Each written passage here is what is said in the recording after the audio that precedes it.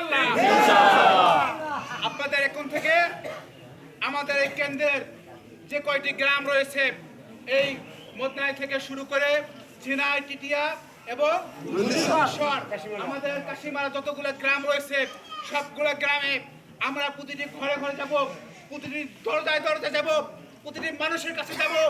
আপনাদেরকে বলবো, তাদেরকে বলবো, আপনারা বাংলাদেশের সবাইকে দেখেছেন, আমরা একবার সবাইকে নিয়ে নতুন একটি বাংলাদেশ তৈরি করতে চাই। দেশপ্রেমের পক্ষে, জনগণের পক্ষে, বাংলার মানুষের উন্নয়নের জন্য, আমরা একটি কল্যাণ রাষ্ট্রের জন্য, ধর্মীয় মূল্যবোধের ভিত্তিতে একটি রাষ্ট্রের জন্য আমরা জামায়াত ইসলামীর জন্য সবার কাছে ভোট চাবো। ইনশাআল্লাহ, ইনশাআল্লাহ। আমি আপনাদের মাধ্যমে আমার এই সালামটুকু আপনাদের পরিবারের সদস্য, আমাদের মায়েদের কাছে, আমাদের বোনদের কাছে আপনারা আমার সালাম পৌঁছে দেবেন। আপনাদের প্রতিবেশীরা যারা আজকে উপস্থিত নাই, গ্রামবাসীরা যারা উপস্থিত নাই, তাদেরকে আমার সালাম পৌঁছে দেবেন।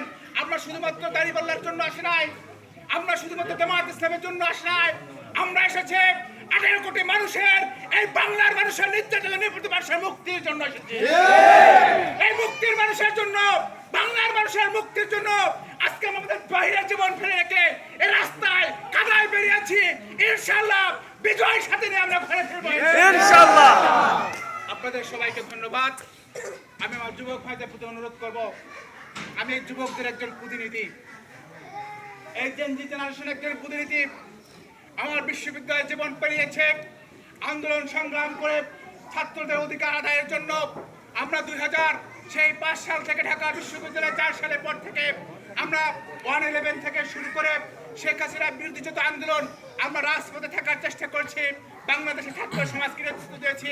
আজকে আপনাদেরকে সাথে নিয়ে আজকে যে নতুন বাংলাদেশের যাত্রা শুরু হয়েছে, এই যুবকদেরকে সাথে নিয়ে আমরা নতুন একটি বাংলাদেশ গড়ে তুলবো ইনশাআল্লাহ। আপনাদের সবাইকে ধন্যবাদ জানিয়ে আমি আমার বক্তব্য শেষ করছি।